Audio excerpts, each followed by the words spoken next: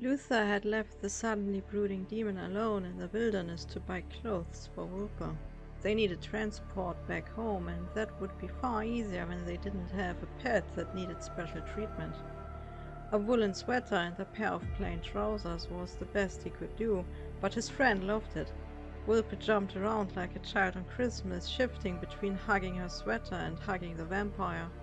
Luther himself felt worn and tired, and the nasty thought of having to feed was already taking root in his mind.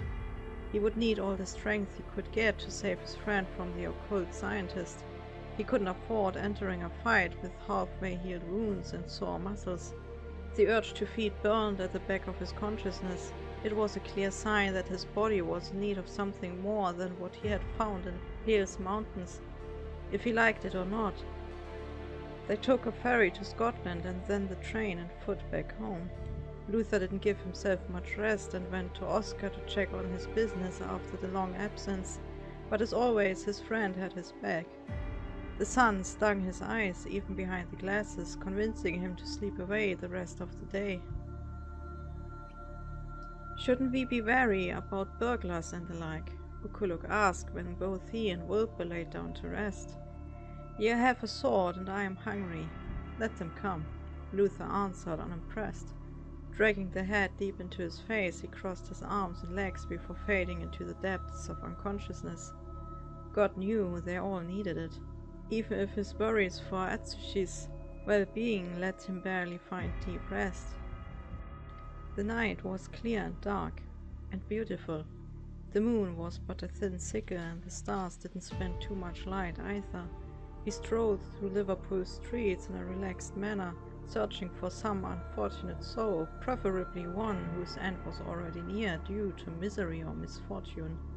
He took a deep breath of fresh air when the soft breeze blew towards him.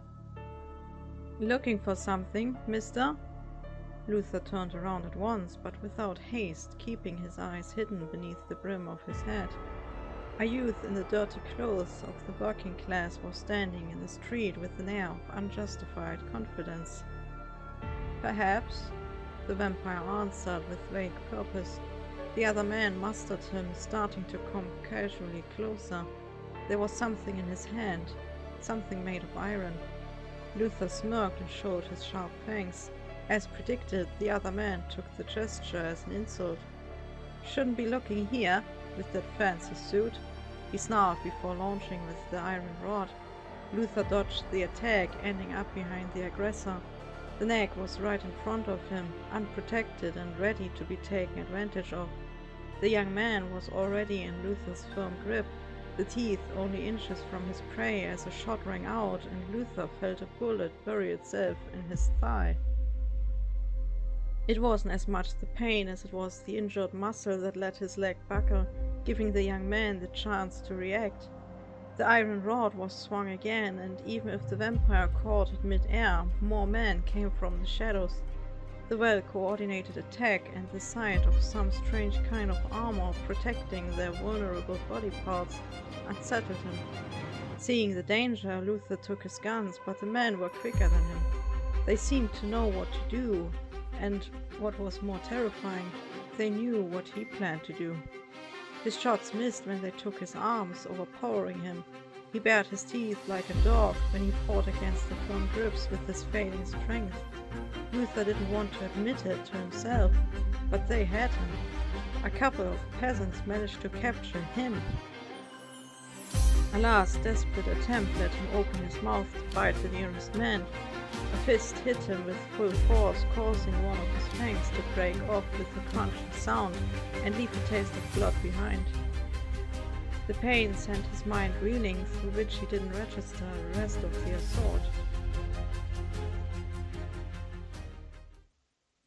Luther realized that he had blacked out after waking up to find himself strapped to a table. A light bulb hanging from the ceiling of the cellar emanated a dirty yellow shine far above. Feeling his head movements restrained like the rest of his body, the vampire moved his eyes. There was a sink next to a table containing bowls and medical instruments. Cabinets with small windows in the doors kept bottles, books, and other nameless utensils locked away. Luther was unsure if he was in a study, a laboratory, or a morgue, nor did it matter to him, for he knew who had that kind of interest in him. A dull, pounding ache went out from his broken tooth.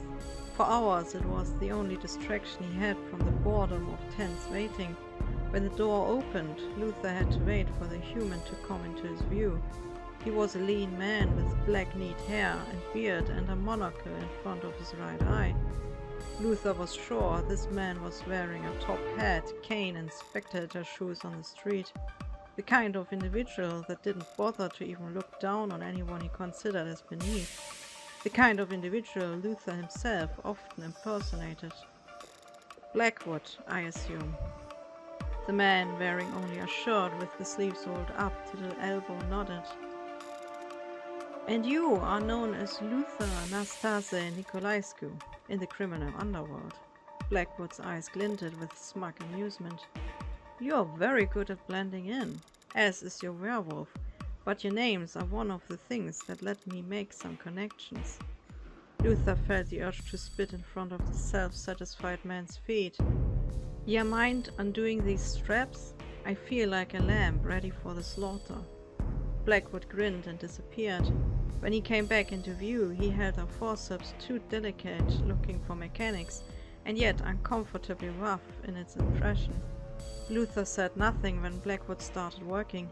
He wasn't the kind of man to grovel and plead just to escape torture, nor did his captor intend to hurt him on purpose.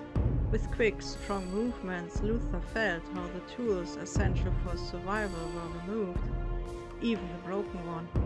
The realization of his vulnerability almost paralyzed him together with the immense pain. He clenched his fists and grew rigid, but not a single cry of pain escaped his throat.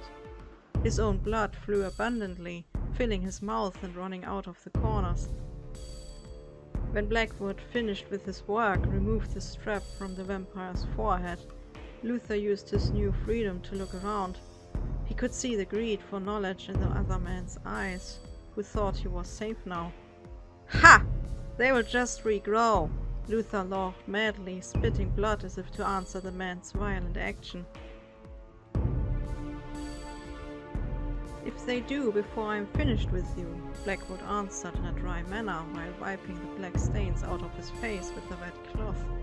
I will pull them again. You want to kill me, like my friend?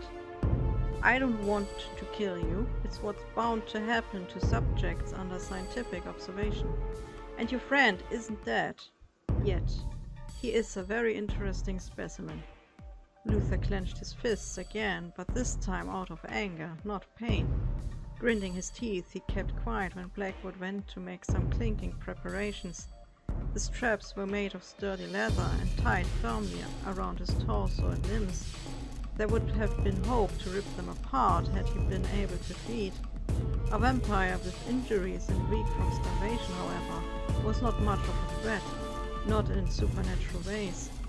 Apart from his pants, all his clothes had been removed.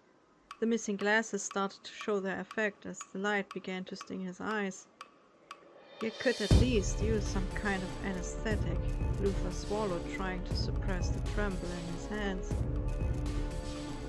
Apart from the fact that it doesn't work effectively on your kind, I don't intend to cut you open, Blackwood replied in an open manner whilst he mixed the contents of several bottles in a glass.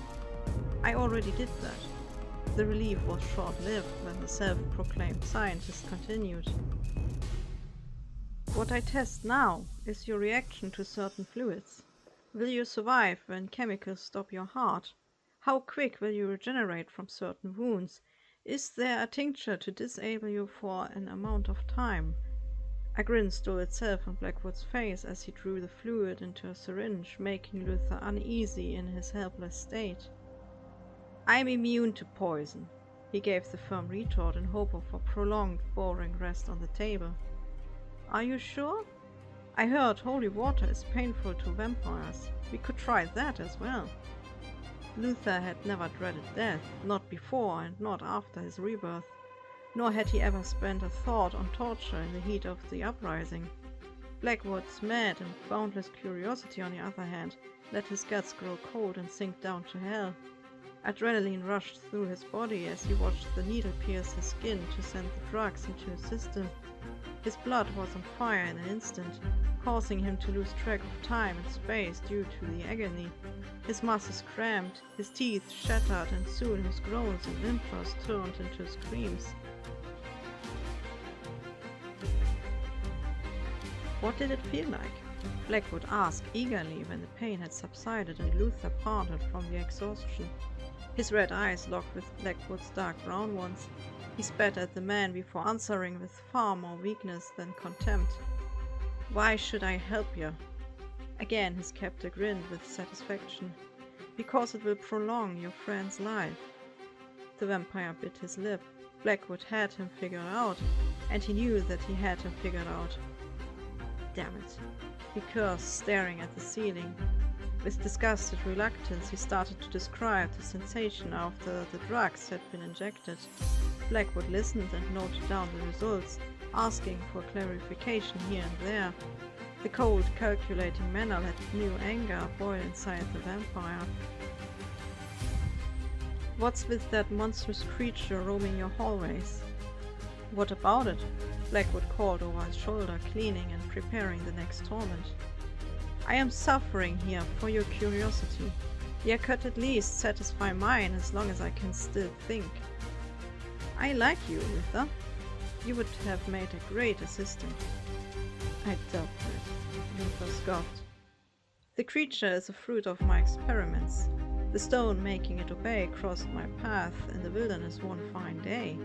Took me years to unlock its mystic powers." He turned to Luther to dwell in memories for a moment. "I nearly gave up, you see, but it's the death of every scientist to give up, because I knew there was more to that stone." "Where did you find that creature?" "That's the true accomplishment," he boasted, drunk by his own magnificence. "It's a god. Even the gods do my bidding. Think about that. Think about what my studies could do for the world." Luther didn't rejoice at all. Somewhere deep down he knew that this wouldn't end well. He had seen here, and the gods in the land of the young. They were powerful, respect-demanding, and not to be angered by mortal primitivity. That was why it could hurt Occult. It was a pagan god. Blackwood looked like an arrogant fool, but at the same time, the man reminded the vampire of Dracula in a very shrewd way. This was madness. Dangerous, destructive madness. Knowing humanity's tendency to overestimate its own wisdom, Luther was certain that sooner or later this monstrosity would break its bondages to wreak havoc. "Are you insane, unleashing that onto the world?" Blackwood only smiled, holding the next syringe with a new mixture of pain. "You could give me a break, at least." "No rest for the wicked," came the mused reply, followed by a sting.